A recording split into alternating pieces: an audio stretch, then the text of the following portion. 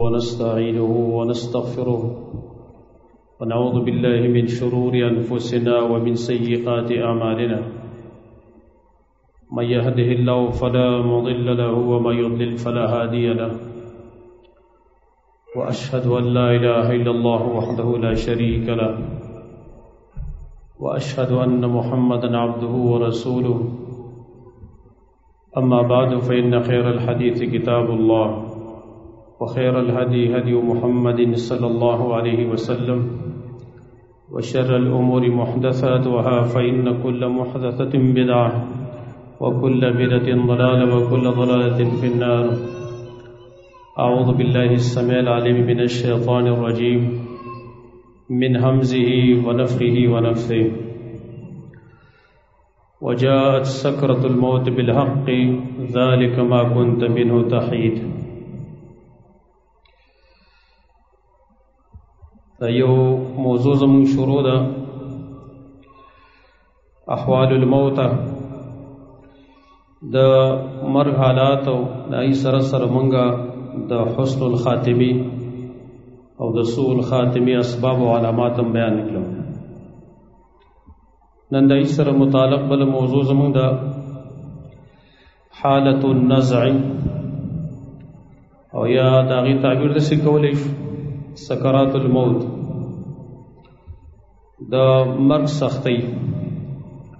مرگ سخواری سڑے مخامخ کیگی با یو تن تخلاص نه لکه څنګه دا معلوم او معروف خبره ده او د مرگ سخت مشتری او دا سخت او مؤمنانو باندې هم وي او کافرانو باندې هم وي، حتی چې انبیاء علیهم السلام باندې د ټولو نه زیاته سخته وه. فرق صرف دومره چې کافرانو باندې کومه سزای کوم سختي دا په تور د عذاب باندې او د سزا باندې، مؤمنانو باندې په بازو باندې سخت ټیک ته نه اچانک مرګ هغې ته واقع شي یا اکسیډنټ وشي یا چېرته دماغي کې والوزي، لیکن اکثر انسانانو باندې داغي فائدې هغه دی یو په دې باندې الله د انسان ګناهونه معاف کوي ځن کدن په ټیم کې چې کوم سختي دوی په دې باندې رفع الدرجات، لکه زید ابن اسلم دا د عمر بن الخطاب رضی الله عنه غلام دی، هغه وی کله کله یو سړی دا یو مرتبه الله مقرر کړي په جنت کې عملونه دومره نه کړي چې په هغه باندې وته ورسیږي، نو الله پر څنګه کدن په ټیم کې سخت ډیر راولي چې هغه مرتبه ته ورسیږي.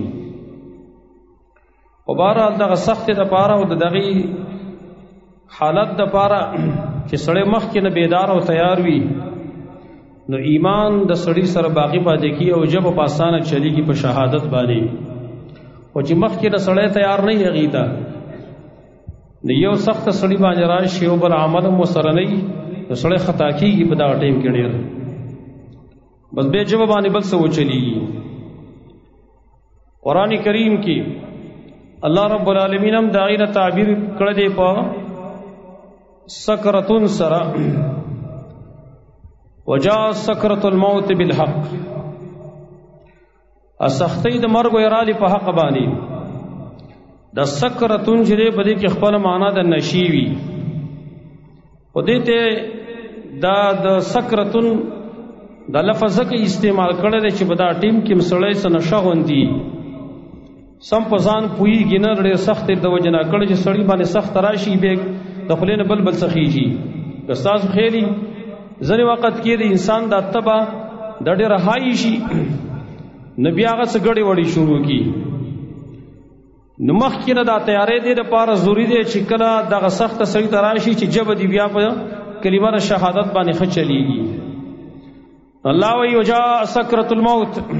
وجاءت سکرة الموت بالحق، سختۍ د مرګ راغلې په حق سره او په رښتیا سره.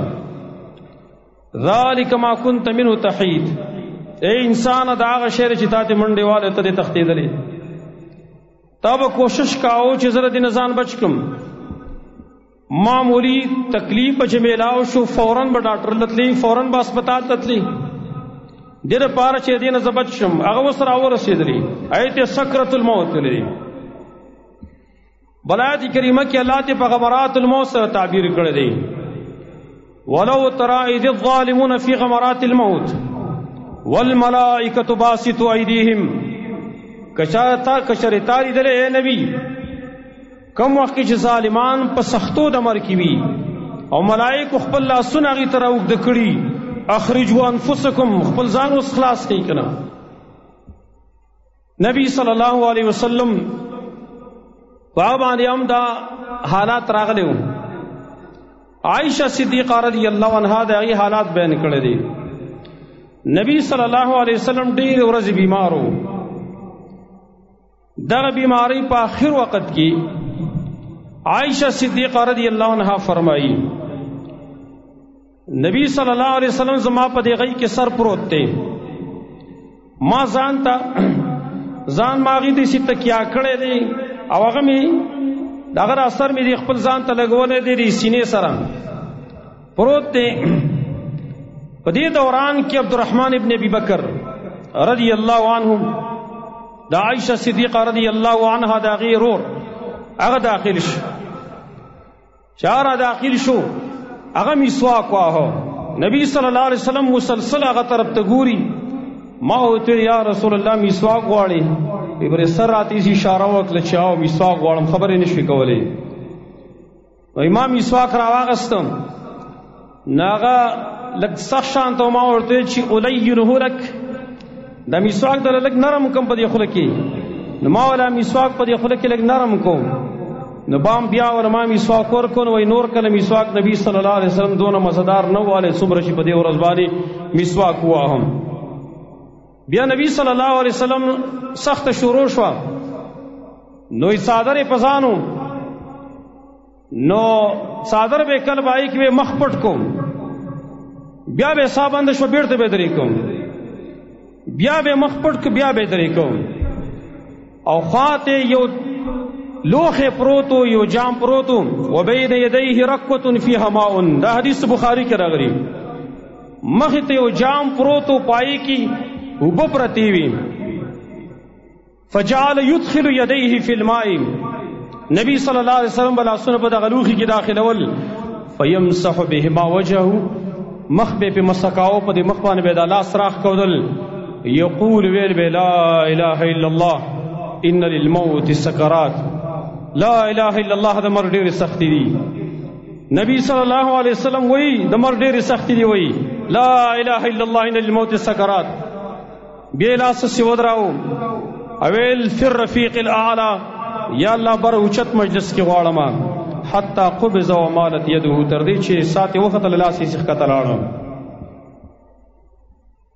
نبی صلی اللہ علیہ وسلم بانے مسخت راغلی دا او انبیاء علیہ السلام داغی مرتبہ اوچت جو پائی سختی اسم دیر راضی مومن سڑی بانے سخت راضی خداغی سر سرا چی ایمان قوی پا دغا ٹیم کی دتا بشارت ملاوی گی نو آغا سخت بیا لگا دے برداشت کولی شی لگدا پا اوگد حدیث کے راغلی نبی صلی اللہ علیہ وسلم فرمائی ان العبد المؤمن اذا كان في انقطاع من الدنيا واقبال من الاخرہ کل چی یو انسان یو مومن بندہ دنیا نہ دے رخصتی گی او آخرت تے متوجہ کی گی نزل الیہ من السماء ملائکہ ملائک دا اسمان را کزی گی ہوتا بیز الوجوہ داغی سپین مخوری کان وجوہم الشمس گوئے کہ داغی مخور دنور پشانتی معهم کفن من اکفان الجنہ دیسر جنت کفن مرسری وحنوت من حنوت الجنہ اور جنت خوشبوئی مرسری دا انسان دنا دستر کی دا نظر پا مقدار لور کینی دا انسان ہینی بے سے رفتہ رفتہ بانے خوال رو رو رازی ملک الموت دا سملگیر ورسری تردی چی دا انسان دی سر تراو رسیگی دا انسان پا دی بدن کی جکم روح دے تا خطاب کئی ایتها النفس الطیبہ اخرجی الى مغفرت من اللہ ورضوان اے پاک نفسا چی پا دی پاک بدن کی بھی دا اللہ رضا تراوزو دا اللہ مغفرت تراوزا فتسیل کما تسیل القطرة فی السقاء من فی السقاء دا روح چې کوم دی وای دا سره روان شي په اسانۍ باندې لکه څرنګه چې د مشک نه د هغې اوبو څاڅکې کېږي. دلته خلک سوال کوي چې مؤمن بنده چې وګورئ تاسو حدیث کې هم تاسو واورېدل چې په نبي صلی الله علیه وسلم سخته وه او بیا څنګه دلته وایي چې دا روح آسان راوځي. نه اهل علم ذکر کوي چې چونکې دته بشارت ورکېدلی شي په دا ټیم کې نو دا روح د ده نه په اسانه راوځي دا سخت عامي خو برداشت هم کوي. لکه د هغې یو لنډ مثال یو سړی دی هغه بیمار دی دا بیمار چې ده ته ډریپونه خېږي کینولو ته پاس کېږي ستنې هغه ته والې کېږي دا ستن دله درد ورکوي دا ډریپ دله درد ورکوي خدا دا درد به برداشت کوي وایي ځکه چې په دې کې زما شفا ده زه روغېږم په دې کې نه به برداشت کوي هغه. نو کله چې دا روح چې کوم دی دا راواخلي نو دا ملائک نور چې کوم یې هغه د په لاس کې لا پرېږدي نه فوراً یې بیا هغه کفن کې داخل کړی نه هغه ځان سره والي بر اسمان ته اسمان کې دروازه هغه باندې وټکولی شي څوک دی فلانی روح هم راوړی دی هغې مرحبا وایي ورته خوشبوی ته روانوي د اسمان ملائک د هغه سره روان شي دویم اسمانه پورې او په هغه نوم باندې ادی چې کوم نوم د ده ښایسته نوم په دنیا کې چې دا تهجد گزار دا د قرآن قاری دا عالم دا خوش اخلاقه دا یو سخي سړی یو مجاهد سړی دا ښایسته ښایسته نومونه ورله په دې اسمان کې اخیستلی کېږي نو د اسمان ملایک د ده سره بدرګه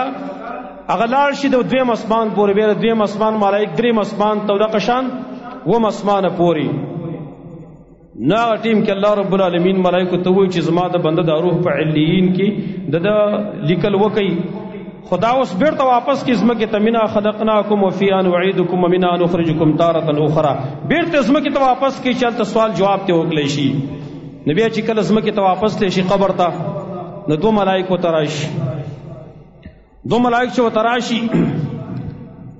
ناغیر دنه تپوسونه شو کې درې تپوسونه تاسو ته معلوم دی هغه رب دې څوک دی دین دې سره دې سړي په باره کې ته څه وایې روایت د مسند احمد او د حاکم کې داري دا درې جوابونه چې دی وکړي نو څلورم تپوس هغه ته کوي چې دا د کوم ځای نه زده کړي دا ورته قرأت کتاب الله ما د الله قرآن لوستلی و قرآن لولی چې جواب دته اساني نو چې کله دې جواب وکړي نو یا الله د اسمان نه آواز وکړي ان صدق عبدي زما بنده رښتیا ویل زما دې بنده رښتیا ویل فافرشوه من الجنه والبسوه من الجنه وافتحوا له بابا الى الجنه د جنت بستر ته وغوړوي جنت کپڑے وته واغوندي جنت دروازه وته کولاو کوي دا غیر طرف نه بیا دغه خسته خسته هواګانې خوشبویانې دا پر روانوي او قبر ته بیا کولاو کلیش وین العبد الکافر او کافر چې کمی دنه کله ساغستل کیږي دا ملائک د قشان تراشي ودا لکه مخکې چې څنګه خدایي مخونه تور وي دا سیو ناشنا هیئت کراشي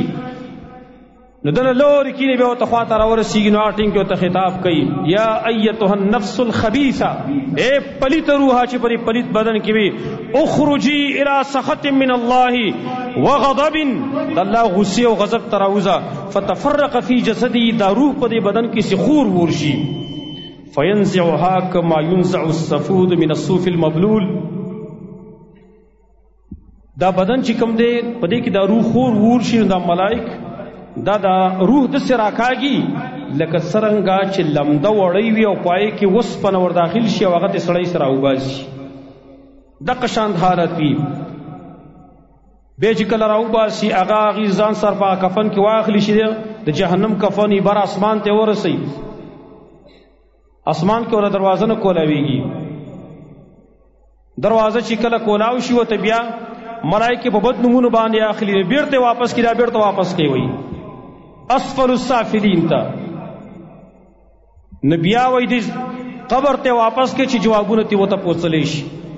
اسوالونه تی وته پوښتلې شي سوالونه هغه ته وته پوښي هغه ناکام شي نو الله وینکذب عبدی بنده دروغ ویل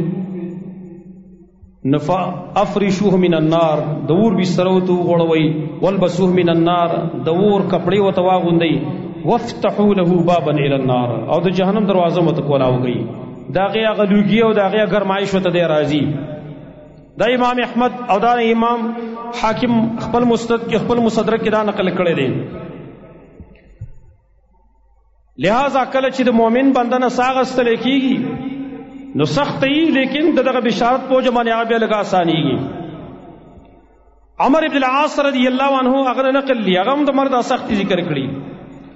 عمر ابن العاص رضی الله عنه دا یو واقع صحیح مسلم کې نقل لا، صحیح مسلم کې دا نه داسې نقل لی. کله چې دې څنګه شروع شو نو د ډېر زیات جړل. خپل زی عبد الله ابن عمر یو مشهور زاهد انسان پرهیزګار، عمر ابن العاص خپل زی وی پلار ته ولې ډېر ژاړي؟ تا ته پیغمبر پلاني ټیم کې زیره نو درکړي، پلاني ټیم کې زیره نو درکړي او ته یو بچی را کړو. خو انی كنت على اطباق ثلاث، ما باندې درې مرحلې راغلي دي، درې حالات ما باندې راغلي دي. اول حالات داو چې زه د نبی صلی الله علیه وسلم د مرګ وږی وم او په دې ارمان باندې چې کله ما ته موقع ملاوي چې زه ولدا استاد تنین جدا کم، د په دې ارمان باندې وم. بچیا ما ته یقین حاصل لکه به دغه ټیم کې زمړو زبر ډایرک جهنم ته تللی. بیا الله ما ته اسلام نصیب، زرارم نبی صلی الله علیه وسلم ته ما سره بیعت کاو، کلمه توحید می ویله، ما سره بیعت کاو. ما ته نبی لاس را دی خوا کوم ول لاس ور کاو، بیرته می تلاس راخ کو دو. ما تی ویل عمر ولی ما ورته چې اشترط یا رسول الله، زه بیعت کوم خو شرط لګوم. ول ما ته چې څه شرط لګې؟ ول ما ته چې شرط دا لګوم چې زه بیعت کوم ستاسو سره اسلام راوړم، خو په دې شرط چې ما ته مخکنی ګناونه الله معاف کړي. ول ما ته چې ما علمت ان الاسلام يهدي وما كان قبله، عمر ته پته نشي چې اسلام مخکنی هر څه ختمي. ما اسلام راوړ، د نبی سمینه پیدا شو، دومره مینه زما پیدا شو د نبی سره چې نبی دغه مخته وي ما چرته په ډکو سترګو نه دي کتلی وي. مالا به دغه نه حیا دومره راته وي که څوک ماته وي چې د نبی د مخ مبارک دغه ما ته صفت بیان کوي، زه نشم بیانولی ځکه ما په ټوله زندګۍ کې د نبی مخ ته په ډکو سترګو نه دي کتلی وي. ایمان دومره قوي بچیا که دغه ټیم کې زه وفات شوی،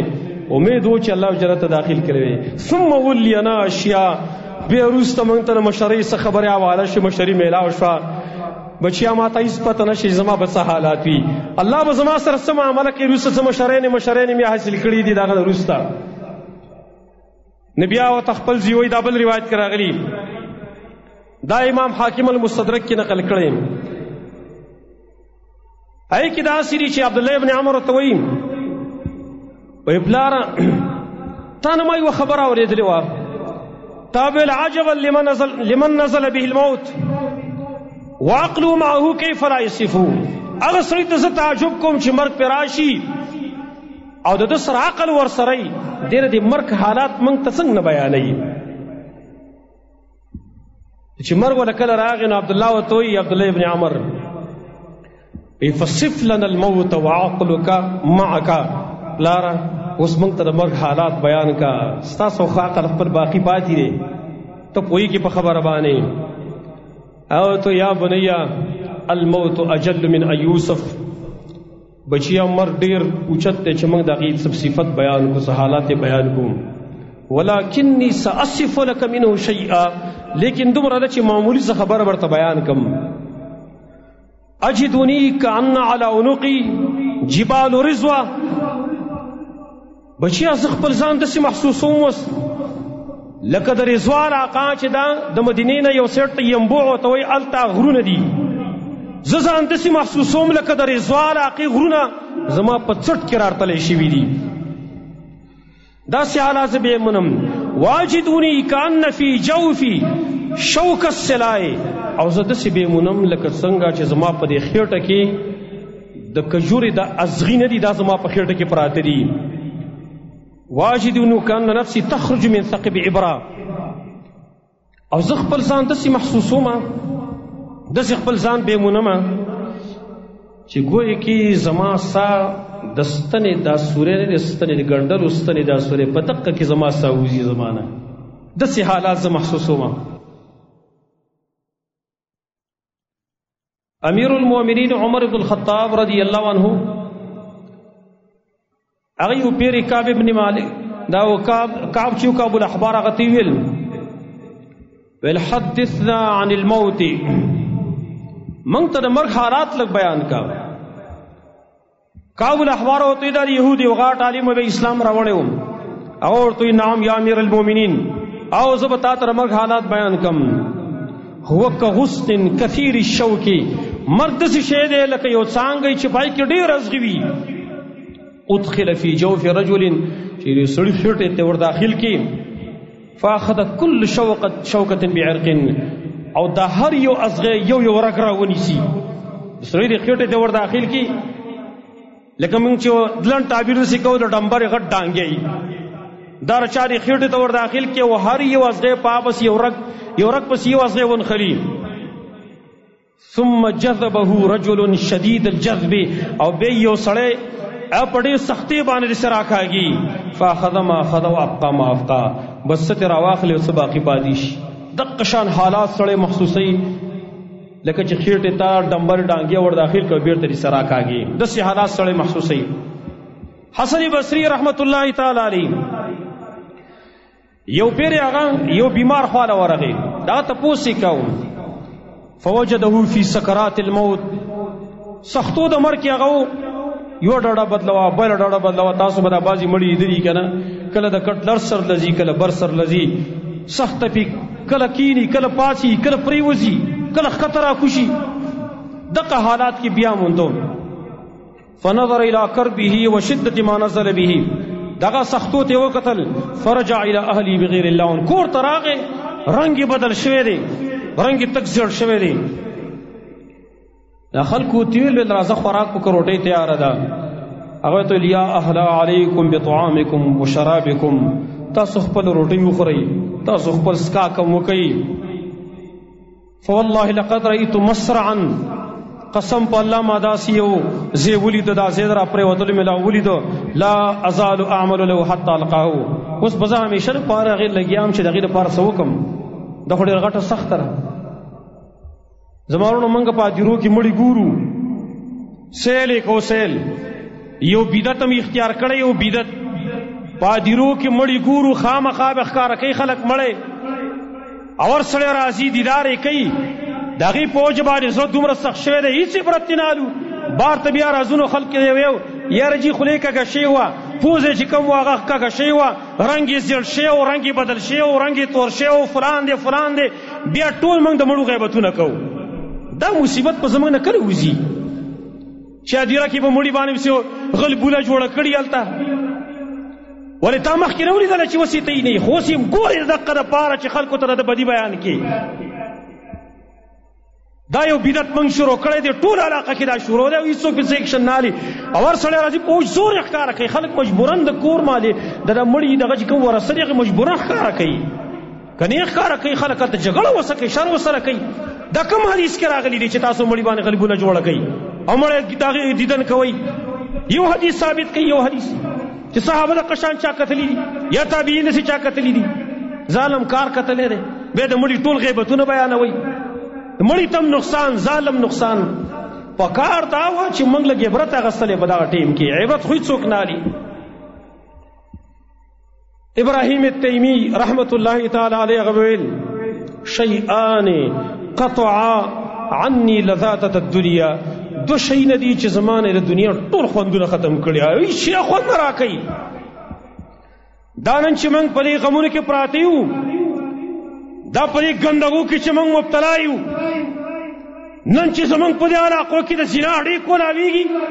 د لیواتت اړې کولاویږي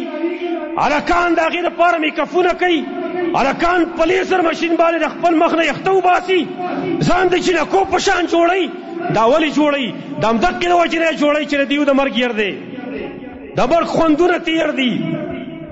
د مرګ سخت تیر ده دنیا خوندونه غت وته یاد دي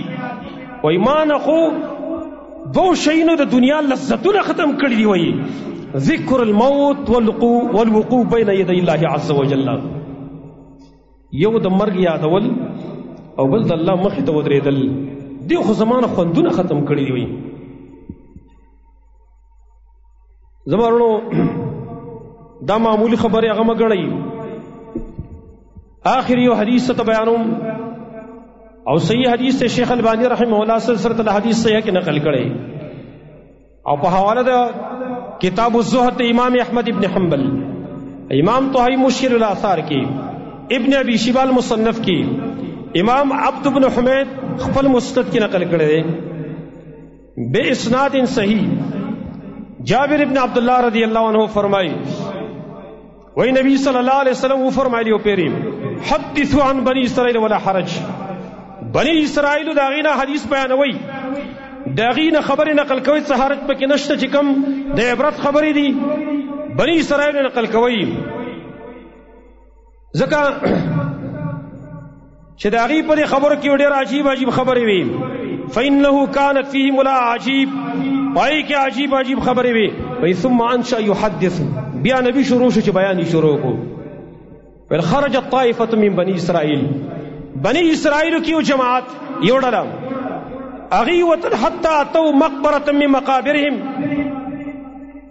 تر دې چې اغي را خپل یو مقبره ته دای چې کوم په مقبره کې یو مقبره اغي تراله. فقالوا لو صلينا ركعتين، بنی اسرائیل کې څډیر عجائب راغلي ورېخه. نو دی بنی اسرائیل کې دا څه کسانی ویل لیکان خلکو چې کچره موږ 2 رکعات منځ کو ودعونا الله عز وجل، موږ د الله نه سوال کو ان يخرج لنا رجلا ممن قد مات نسأله عن الموت. موږ د الله نه سوال کو چې په دې اجره کې موږ ته سړی را ژوندې کی چې موږ ته تاسو کو چې دا مرګ څه شی دی، دې باره کې تل تاسو کو. ففعلوا يا غيدا كاركم. فبينما هم كذلك إذ أطلع رجل رأسه من قبره من تلك المقابر. دیو چې کړه د سوالو کو دعا وکړه، اچانک یو قبر داغه نه یو سړی سر راخکارک، خلاصیون چې داغه دا رنگ داسې بدل شانته و، سی غنم رنگ شانته و، زیړ شوی شانته و. بین عینیه اثر السجود، او د دې سترګو په منځ کې د سجدو اثر وو، د سجدو هغه نښې پکې پرتې وي. فقال یا هؤلاء ما اردتم الی، ویل اے خلک تاسو ما ته څه اراده کړې، زم څه شي لرا پورته کړم. فقد مت مزمئه سنه، زما 100 کاله وشو چې زمړم، 100 کاله زما وشو چې زمړم. فما سكنت عني حراره الموت حتى كان الان، لا حول ولا قوة الا بالله. 100 کاله می د مرګ شو، زنګ کدن پټیم کې چې کم ګرمایش سما په حلق کې ونه هغه وسم نه ختم شوه، وسم پاتې دی هغه حرارت او هغه تریخواله زما په حلق کې وسم پاتې دی. الفدع الله عز وجل ان يعيدني كما كنت. د الله نه سوال کې چې بیرته می واپس کی، مطلب یې داو چې بیا را باندې څنګه چرته رانه شي، بیرته د الله نه سوال وکړي. 100 کال بعد وای زما په دې مړی کې حرارت د مرګ وسم پروت دی. وای زمانو دا معمولی خبره مګړی، ځان مو د کوي چې ځان ود کوي، دا خو دې څه زما مخامخ کېدل لیدا خو خلاصې نشته، ځان بس غافل کم نو ماته څه فائدہ ملاو شي. ځان پنانګار کېدو کار نه کیږي، ځان په د کولو کار نه کیږي. کلک عزم غواړي، کلک عمل غواړي، کلک ایمان غواړي چې په دا ټیم کې سړی به لږ مضبوطي. زمونږ سره مخامخ کېدل دي خامخه دا سخت رکتې منه او کتې نه بني. تاسو نه ګورئ ډېر خلک دي، ډېر خلک دنیا خلک را جمع شي، خپل پلار ته، خپل مور ته، خپل بچی ته، خپل ښځې ته ولاړي، دا یې نه ساخیږي نه چا طاقت ته کېږي. چلک تعاون ورسره وکړي، تعاون امن دا ټیم کې ټول انسانیت په دا ټیم کې عاجزه، یوازې غریب چې کوم دی هغه تړپېږي او لاس خپې وهي او ډډې په ډډې کېږي باندې، خو څوک نشته چې دغه سره مدد وکړي. دغه ټیم کې مدد صرف یو د الله دی. دا غفلت خوبونه به نور پېدو زمارونو چې 100 کاله بعد یو سړي په مرۍ کې د مرګ تریخوالی پروت دی، که نه واقع چې دا تریخوالی دی، دا سخته ده، د سختې ته زمونږ مخامختیا ده. الله نه سوال دی چې الله مو دا سخته اسانه کړي او الله رب العالمین زمونږ سره خپل مدد وکړي. ان شاء الله تعالی آینده جمعه کې به نور د مرګ سره متعلق چې کوم احوال دي روح داغي کم ځای دی اصل کې روحونه کم ځای کې دای تفصیل ان شاء الله تعالی بیا بعضی خلک چې کله دفن کیږي نو مزمکه ځان ته نه پریدي داغي له وضاحت په ان شاء الله کو داغي څلګ واقعیت به ان شاء الله الله فضل کرم سره ذکر کو دای تفصیل به ان شاء الله تعالی عند جمعه کې ذکر کو اقول قولي هذا واستغفر الله لي ولكم ولسائر المسلمين